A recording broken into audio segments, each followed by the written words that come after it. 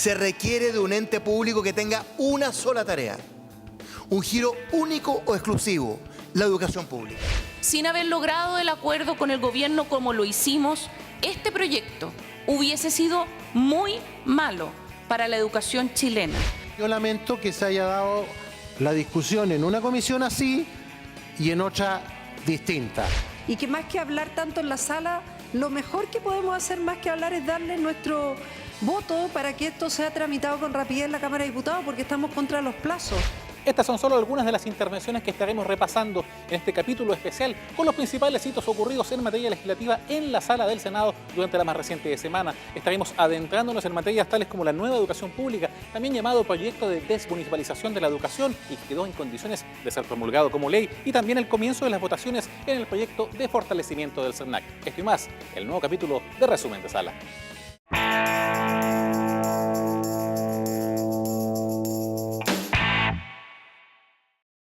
Comenzamos este resumen con lo más destacado de la reciente semana en la sala del Senado y probablemente con uno de los proyectos más importantes en lo que va del año, la nueva educación pública.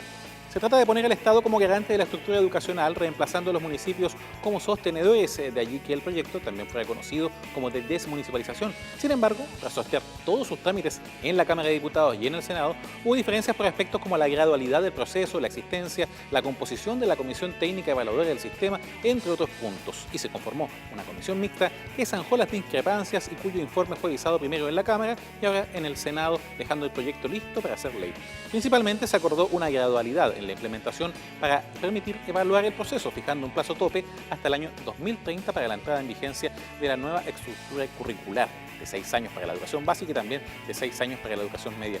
Con ello se mantiene una instancia de comisión evaluadora y la posibilidad de que aquellos municipios con buena gestión en los establecimientos puedan postergar adherirse a este sistema. Comencemos a revisar parte de las intervenciones en torno a este proyecto de nueva educación pública.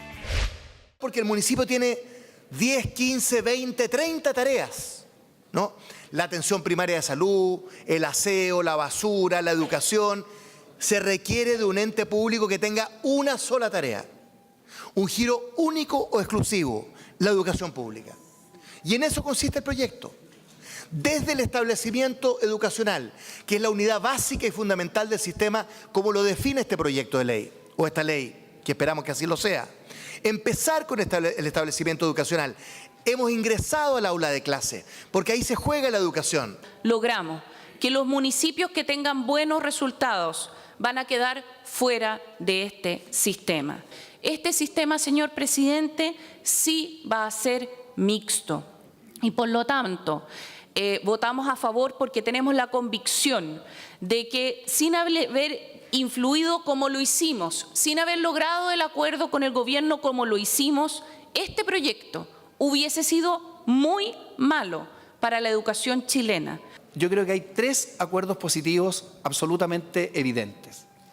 El primero es el que una política pública de esta envergadura, de esta naturaleza, tiene que tener gradualidad. El gran mérito de la transición chilena de los 90 hasta ahora es que las políticas no eran maximalistas, que las políticas eran consensuales, que las políticas eran graduales, que los errores se corregían en el camino, que se mejoraban las cosas. Por lo tanto, aquí hay una demostración de que este concepto de que el gradualismo a la hora de aplicación de las políticas públicas es un valor, se reafirma plenamente. Es un sistema, por primera vez, altamente evaluable, exigente, donde la única preocupación de esta institucionalidad pública, de la Dirección de Educación Pública, de los 70 servicios locales, va a ser el impartir educación de buena calidad. Yo entiendo que para eso el Ministerio hoy día ya está estudiando otros modelos de gestión que han sido exitosos en el mundo, para justamente esos servicios que van a proveer la educación pública lo hagan de la mejor manera. Salgamos al país a explicar esta nueva etapa, este paso histórico. Salgamos al país a explicarlo y le digamos a los profesores en todo Chile que se ha iniciado una nueva etapa, a los apoderados, a los partidos, a todos. Vamos a empezar a tener una educación propia de la República, propia de una democracia. Y vamos a estar en todas partes explicándolo y diciéndolo. Lo que ocurre con la educación depende de lo que ocurre en los servicios locales nuevos, pero también cómo somos capaces de movilizar y motivar las escuelas y comunas que todavía no entran para que generen mucha energía para entrar, para transformarse. Por supuesto, el regreso del Estado como pieza fundamental de la educación pública tras 37 años fue destacada por los senadores, aunque igualmente hubo matices y observaciones para este proyecto que, reiteramos, se convertirá en ley de la República. En la región de la Araucanía son 5 municipios que van a partir con este sistema: Imperial, Carahue, Saavedra, Tolten, Teodoro Schmidt. Por lo tanto, que se haya resuelto de manera distinta este tema para mí es muy importante y francamente quiero también reconocer, porque aquí lo que se está diciendo es que esas deudas primero se descuentan del Fondo de Apoyo a la Educación Pública y en lo que falte se van a descontar del Fondo Común Municipal, pero no en un año, sino en lo que sea necesario. Me valgo de esta oportunidad para pedir por su intermedio, presidente, que la ministra y el Ministerio de Educación lo antes posible nos permita entrar al debate en detalle del nuevo estatuto de los asistentes de la educación y así poder sumarnos en el anhelo de tener una futura mejor calidad de la educación pública. Voy a votar favorablemente. Creo que este proyecto va a significar un cambio muy importante en el sistema educacional de nuestro país y lo que es más relevante, va a significar un mejoramiento de la calidad. Va a poder concentrarnos a todos en mejorar la calidad de la educación cuando el sistema educacional se preocupe de las condiciones de infraestructura, de las condiciones laborales de la comunidad educativa. Yo hubiera querido una implementación mucho más rápida, no tan gradual al 2025, extendible al 2030, pero la experiencia nos demuestra que estos cambios tienen que ser con la más absoluta responsabilidad. Mi temor es que pueda llegar un gobierno que quiera destruir esta reforma. No sé si la hemos blindado lo suficiente, pero solo le quiero decir a Sebastián Piñera y su intento de echar abajo la gratuidad que el pueblo la va a defender en la calle. Continuamos avanzando en este resumen de la sala del Senado con un proyecto que logró varios avances. Se trata del fortalecimiento del Servicio Nacional del Consumidor. La modificación a la actual Ley sobre Protección de los Derechos de los Consumidores viene a perfeccionar las normativas y permitir que la institucionalidad sea capaz de entregar respuestas más ágiles y eficientes a los requerimientos que plantea una cultura del consumo como la que existe hoy en nuestro país, con mercados más transparentes y confiables y también con consumidores que son exigentes, informados y que también demandan el cumplimiento de sus derechos. Si vamos a lo práctico, podríamos dividir las áreas en lo institucional, lo procesal y también las sanciones. Este último aspecto fue el que más avanzó durante la reciente semana, además de las enmiendas unánimes aprobadas por las 3 comisiones donde se vio el proyecto. Precisamente sobre multas hubo múltiples diferencias entre lo que postuló, por ejemplo, la Comisión de Economía y lo que proponía Constitución, como este caso, donde se utilizaba como atenuante que la infracción fuera por parte de una pyme, o si se privilegiaba la autodenuncia como precisamente un atenuante, tal como lo aseguraban al menos desde la Comisión de Constitución, que fue la postura que finalmente se logró imponer en el Pleno del Senado. Por ser pyme yo ya tengo un atenuante, no. Las pymes pequeñas, medianas, las grandes cometen un acto indebido, son responsables. Y veremos a la hora de las sanciones una sanción inferior para las pymes, pero no puede ser un atenuante el hecho de que una institución tenga una característica determinada. Por eso la Comisión optó por el camino de eliminar esa y plantear esta otra, la autodenuncia en términos tales que permitan realmente iniciar un procedimiento sancionatorio. Nosotros creemos que hay que proteger a las pymes. Ya tienen una competencia desleal cuando las condiciones en el mercado no les permiten competir en igualdad de condiciones. Es por esa razón que en la Comisión de Economía estimamos que el solo hecho de ser una pyme es un atenuante para la sanción. La letra B se refiere a algo que no tiene nada que ver con esto, que debería ser otra letra respecto de la atenuante de sanción. Los montos para las multas también fueron tema de discusión en torno a este proyecto de ley. Una indicación, de hecho, la cual fue rechazada, proponía bajar el techo de estas cifras. No obstante, eso no le pareció de total acuerdo al resto de los senadores y finalmente se descartó. De todas maneras, acá en este resumen de sala recordamos parte de aquella discusión. Lo que hace el proyecto de ley es aumentar sustantivamente las multas. Lo que pasa es que si uno las compara con las de la Comisión de Economía, se rebajan, pero solo se rebajan para establecer una equidad, porque calificamos en la Comisión de Constitución las infracciones de acuerdo a infracciones leves, graves y gravísimas, digamos. En consecuencia, se estableció una proporción de sanciones y por eso que se hace una rebaja aparente respecto del texto de economía, pero en la práctica es un aumento sustantivo respecto a lo que hoy día hay en la disposición vigente. La sanción que estamos poniendo es la misma que la colusión, el 30%. Y la colusión exige dolo. Aquí no hay dolo, aquí hay culpa.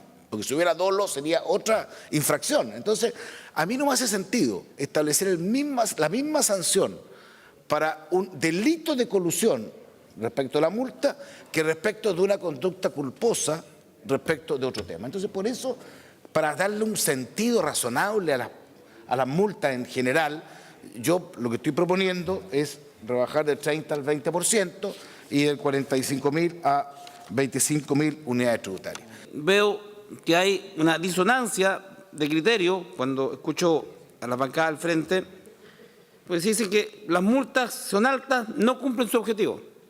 Yo he venido diciendo en esta sala que cuando las penas son altas, y aquí hay senadores que se han especializado en elevar las penas cada día más, de cárcel, y la delincuencia continúa, no tiene ningún efecto. Ningún efecto. Entonces uno diría, hay que revisar en conjunto cuáles son los mecanismos de disuasión en la comisión de delitos. Si nosotros bajamos las multas, como nos plantea a través de la indicación del senador Coloma, lo único que vamos a lograr es que las multas sean consideradas parte del gasto de la empresa cada vez que infringen la norma. Y nosotros lo que tenemos que lograr, para beneficio de los consumidores, obviamente es que las grandes empresas, porque además su indicación, por su intermedio, presidente, tampoco alude a las pymes. Aquí estamos hablando de las empresas grandes. Estamos revisando el avance del proyecto de fortalecimiento del SERNAC, cuya discusión continuará durante una siguiente sesión. Una parte importante de la discusión se dio respecto a una norma que es la que establecía exigencia de reparación, donde se acordó que finalmente dijera lo siguiente, comillas, se consideran circunstancias atenuantes el haberse adoptado medidas de mitigación sustantivas durante las cuales se haga una reparación efectiva del daño causado al consumidor antes de dictarse resolución o sentencia sancionatoria según corresponda, lo que deberá ser debidamente acreditado. Es algo básicamente jurídico, pero que es de vital importancia en este proyecto. Una discusión que de todas maneras fue zanjada, no sin antes exhibir diferencias nuevamente entre las posturas que tenían las comisiones de Constitución y Económica. En la Comisión de Constitución, con el debido respeto, que todo lo corrigieron muchas normas nuestras, pero también el gobierno cambió de parecer en otras normas, como era el acuerdo que había del Consejo Normativo, que terminó sacándolo del proyecto en la Comisión de Constitución. Entonces yo lamento que se haya dado la discusión en una comisión así y en otra distinta. ¿Qué es lo que trató de hacer la Comisión de Constitución, sin desmerecer, por supuesto, el trabajo que muy bien hizo la Comisión de Economía?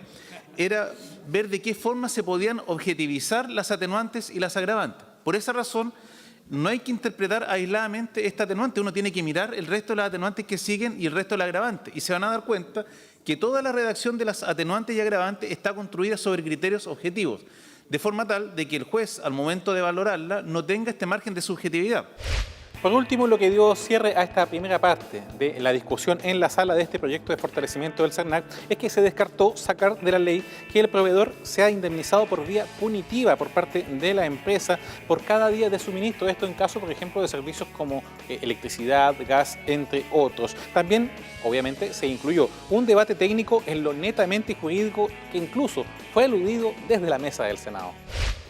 Cuando habla, transcribo, la indemnización de que trata este artículo solo tendrá lugar en aquellos casos en que las leyes especiales respectivas no contemplen una indemnización de esta naturaleza. Cuando dice una indemnización de esta naturaleza, ¿a qué se refiere? No existe en nuestro ordenamiento jurídico una indemnización vía punitiva. Entonces se produce un complejo sistema innecesario de confusiones en conceptos de lo que son las indemnizaciones en el ordenamiento legal chileno. El concepto de vía punitiva es un concepto particularmente equívoco. Si uno tuviera que hacer un símil en el derecho, uno quizás podría decir que una sanción punitiva desde el punto de vista legislativo es equivalente a una cláusula penal desde el punto de vista civil.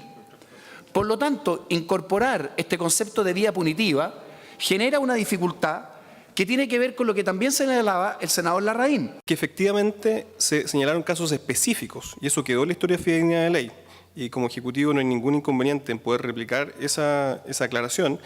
Por ejemplo, en la legislación eléctrica y en la legislación de telecomunicaciones hay indemnizaciones y compensaciones legalmente tasadas de manera anticipada. Y lo hemos visto, por ejemplo, a propósito de los cortes de electricidad. Y hoy día se dio una información pública respecto de cerca de 5.000 millones de pesos en compensaciones para los consumidores que están tasados en la ley eléctrica. Eso, sin lugar a dudas, es una indemnización de la misma naturaleza. Yo creo que se va a dejar constancia a lo que se dijo por el Ejecutivo en relación a cuál era el alcance del término indemnización punitiva. Porque yo estoy de acuerdo que lo que me enseñaron en Derecho va en la línea que la indemnización es compensatoria. Tendría que volver a la Escuela de Derecho. Y pendiente quedó la discusión en particular del proyecto de ley en segundo trámite que modifica la Ley Orgánica de Televisión Nacional de Chile. El Pleno respaldó las enmiendas unánimes que no requerían quórum y que habían sido aprobadas sin observaciones por parte de la Comisión de Transportes y Telecomunicaciones y la instancia de Hacienda. El proyecto, que actualmente posee una urgencia simple, continuará siendo votado en las próximas sesiones. Antes de terminar este resumen semanal, confirmamos la citación para sesión especial el próximo martes 10 de octubre de 12 a 14 horas para abordar dos proyectos en específico que son prioridad y que de algún modo tienen que ver con la infancia en nuestro país. Se trata del texto conocido como Ley Sana, que crea un seguro para el acompañamiento de niños y niñas con enfermedades graves o terminales y que modifica por ello también el Código de Trabajo. Y también un proyecto que incluso de ser votado favorablemente ya pasaría a ser ley. Es aquel que regula las entrevistas videograbadas y otras medidas de resguardo a menores de edad víctimas de delitos sexuales. Una situación que fue posible gracias al acuerdo de los comités del Senado, de la gestión de la mesa y la solicitud de los propios legisladores. Pero quería ver y plantear por su intermedio si es posible que veamos el proyecto que crea el seguro para padres y madres con niños con enfermedades graves en primer lugar, que están aquí presentes las oncomamás que han sido activas en la tramitación de esta ley, donde el objetivo es poder pagar las primeras licencias durante este año y por lo tanto permitir que vaya lo antes posible a su segundo trámite en la Cámara. Y además es un proyecto donde tenemos relativos acuerdos. Las mujeres, las mamás, oncomamás están esperando hace días que este proyecto se vea.